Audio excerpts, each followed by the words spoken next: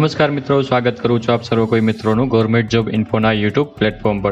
તો મિત્રો, ગુજરાત પોલીસ ભરતી બોર્ડ તરફથી આખરે પીએસઆઈ અને પોલીસ કોન્સ્ટેબલની ભરતીનું નોટિફિકેશન જાહેર કરી દેવામાં આવ્યું છે। તો આ ભરતી વિશે તમામ પ્રકારની માહિતી આ એક જ વિડીયોમાં મેળવીશું। તે પહેલા વિડીયો ગમે તો લાઇક અને શેર કરી દેજો, ચેનલમાં નવા હોય તો ચેનલને સબસ્ક્રાઇબ કરી દેજો। તો ચાલો મિત્રો, વિડીયોની શરૂઆત કરીએ।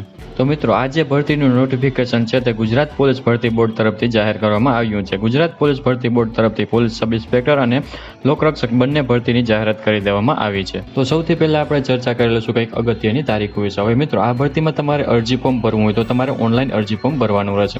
ઓનલાઈન અરજી ફોર્મ કઈ તારીખથી કઈ તારીખ સુધીમાં ભરી દેવાનું રહેશે? તો મિત્રો, ઓનલાઈન અરજી ફોર્મ છે તે આગામી 4 એપ્રિલ 2024 બપોરના 3 વાગ્યાથી શરૂ કરવામાં આવશે। 4 એપ્રિલ 2024 થી લઈને 30 એપ્રિલ 2024 સુધીમાં તમારે ઓનલાઈન અરજી કરી દેવાની રહેશે। ઓનલાઈન અરજી ફોર્મ છે તે ઓજસનું પોર્ટલ છે જે ojas.gujarat.gov.in પર જઈને તમારે ઓનલાઈન અરજી ફોર્મ ભરવાનું રહેશે। ચર્ચા કરેલી કઈ પોસ્ટ પર કેટલી જગ્યા છે તેમાં જે મિત્રો બિન હથિયારી પોલીસ સબ ઇન્સ્પેક્ટર એટલે કે પીએસઆઈમાં પુરુષ ઉમેદવારની કુલ 316 જેટલી જગ્યા છે, જ્યારે મહિલા ઉમેદવાર માટે 156 જેટલી જગ્યા છે।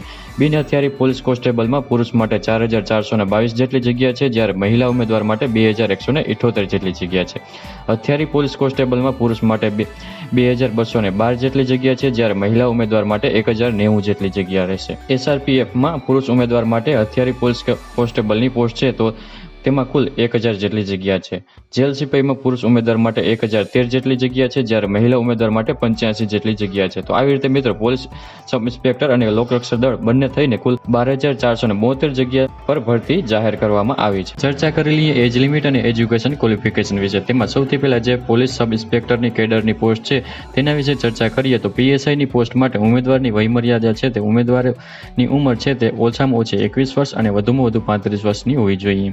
વાત કરી લઈએ એજ્યુકેશન ક્વોલિફિકેશન વિશે એટલે કે શૈક્ષણિક લાયકાત વિશે। પીએસઆઈ માટે શૈક્ષણિક લાયકાત શું રહેશે? તો ઉમેદવારે કોઈ પણ સરકાર માન્ય યુનિવર્સિટીમાંથી સ્નાતક એટલે ગ્રેજ્યુએશન છે તે કમ્પ્લીટ કરેલું હોવું જોઈએ, એટલે કે સ્નાતકની પદવી ધરાવતો હોવો જોઈએ। વાત કરીએ લોકરક્ષક દળ કેડર એટલે કે પોલીસ કોન્સ્ટેબલ કેડરની પોસ્ટ। તો લોકરક્ષકમાં અરજી ફોર્મ ભરવા માટે ઉમેદવારની ઉંમર કેટલી હોવી જોઈએ? તો ઉમેદવારે ઓછામાં ઓછી ઉંમર 18 વર્ષ અને વધુમાં વધુ 33 વર્ષની ઉંમર હોવી જોઈએ। શૈક્ષણિક લાયકાત વિશે ચર્ચા કરીએ તો ઉમેદવારે કોઈ પણ સરકાર માન્ય બોર્ડમાંથી ધોરણ 12ની પરીક્ષા પાસ કરેલ હોવી જોઈએ અથવા તો તેને સમકક્ષ પરીક્ષા પાસ કરેલ હોવી જોઈએ। વાત કરી વયમર્યાદામાં છૂટછાટ વિશે તો અહીં પીએસઆઈ અને કોન્સ્ટેબલ બંને કેડરની પોસ્ટ માટે ઉમેદવારને છૂટછાટ મળવાપાત્ર રહેશે। જેમાં મિત્રો અનામત કેટેગરીના તમામ પુરુષ ઉમેદવારને 5 વર્ષની છૂટછાટ મળવાપાત્ર રહેશે, તમામ મહિલા ઉમેદવારને 5 વર્ષની છૂટછાટ મળવાપાત્ર રહેશે, અનામત વર્ગની મહિલા ઉમેદવારને 10 વર્ષની છૂટછાટ મળવાપાત્ર રહેશે અને માજી સૈનિક છે તો તેમને જે સંરક્ષણ સેવા બજાવી છે તે ઉપરાંત 3 વર્ષની છૂટછાટ મળવાપાત્ર રહેશે।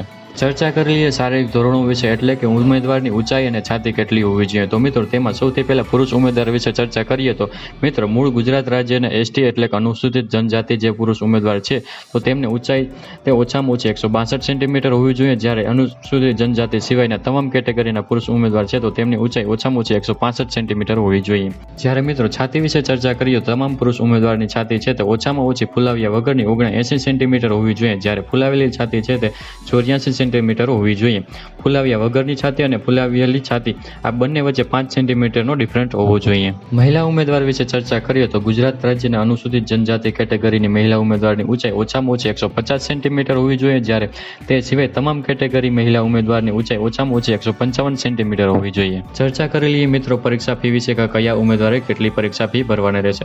તો મિત્રો અહીં સામાન્ય વર્ગના ઉમેદવાર છે તો તેમને જ પરીક્ષા ફી ભરવાની રહેશે, તે સિવાય તમામ કેટેગરીના ઉમેદવારોએ પરીક્ષા ફી ભરવાની થતી નથી, માત્ર જનરલ કેટેગરીના ઉમેદવારે જ પરીક્ષા ફી ભરવાની રહેશે। જેમાં મિત્રો પીએસઆઈ અને લોકરક્ષક કેડરમાં અરજી ફોર્મ ભરવું હોય તો પરીક્ષા ફી તરીકે 100 રૂપિયા ભરવાના રહેશે, પરંતુ જો મિત્રો તમારે પીએસઆઈ અને લોકરક્ષક કેડર બંનેમાં ફોર્મ ભરવું હોય તો તમારે પરીક્ષા ફી તરીકે 200 રૂપિયા ભરવાના રહેશે, સાથે બેંકનો ચાર્જ લાગે તે અલગથી ભરવાનો રહેશે। મિત્રો પરીક્ષા ફી છે તે માત્ર ઓનલાઈન જ ભરવાની રહેશે। ચર્ચા કરી લઈએ આપણે શારીરિક કસોટી વિશે। તો મિત્રો શારીરિક કસોટીના ધારાધોરણો છે, નિયમો છે તે બંને પોસ્ટ એટલે કે પીએસઆઈ અને લોકરક્ષક બંને પોસ્ટ માટે એક સરખા જ રહેશે, જેથી કરી જે ઉમેદવાર બંને પોસ્ટમાં અરજી ફોર્મ ભરેલ હશે તો તેવા ઉમેદવારે એક જ વખત શારીરિક કસોટી આપવાની રહેશે। મિત્રો આ જે શારીરિક કસોટી છે તે માત્ર ક્વોલિફાઈ માટે જ રહેશે, તેમના કોઈ પણ પ્રકારના માર્ક તમને આપવામાં આવશે નહીં। વાત કરી લઈએ મિત્રો દોડ વિશે કે કયા ઉમેદવારે કેટલું દોડવાનું રહેશે। તો અહીં પુરુષ ઉમેદવારે 5000 મીટરની દોડ કરવાની રહેશે અને આ દોડ વધુમાં વધુ 25 મિનિટમાં પૂરી કરવાની રહેશે। ત્યાર પછી મહિલા ઉમેદવારોએ 1600 મીટરની દોડ કરવાની રહેશે અને વધુમાં વધુ 9 મિનિટ 30 સેકન્ડમાં પૂરી કરવાની રહેશે। ત્યાર પછી મિત્રો માજી સૈનિક છે તો તેઓએ 2400 મીટરની દોડ કરવાની રહેશે અને તે પણ વધુમાં વધુ 12 મિનિટ 30 સેકન્ડમાં પૂરી કરવાની રહેશે. હવે જે મિત્રો શારીરિક ક્ષમતા કસોટી અને શારીરિક માપદંડ કસોટી આ બંને કસોટીમાં પાસ થઈ જશે એટલે તેઓએ મેઇન પરીક્ષા આપવાની રહેશે. મેઇન પરીક્ષા છે તે બંને કેડર માટે અલગ અલગથી લેવામાં આવશે. મિત્રો મેઇન પરીક્ષાનો સિલેબસ વિશે અલગથી વિડીયો અપલોડ કરી દેશું. તો મિત્રો આવી રીતે ગુજરાત પોલીસ ભરતી બોર્ડ તરફથી ઓફિશિયલ નોટિફિકેશન જાહેર કરી દેવામાં આવ્યું છે. જેના અરજી ફોર્મ છે તે તમારે 4 એપ્રિલ 2024 થી લઈને 30 એપ્રિલ 2024 સુધીમાં ઓનલાઈન અરજી ફોર્મ ભરી દેવાના રહેશે. તો આશા રાખું છું કે વિડીયો પસંદ આવ્યો હશે. વિડીયો પસંદ આવ્યો તો લાઈક અને શેર કરી દેજો. ચેનલમાં નવા હોય તો ચેનલને સબસ્ક્રાઇબ કરી દેજો. તો ચાલો મિત્રો ફરી મળીશું નવા વિડીયો સાથે, નવા ટોપિક સાથે. ત્યાં સુધી મિત્રો જય હિન્દ, જય ભારત.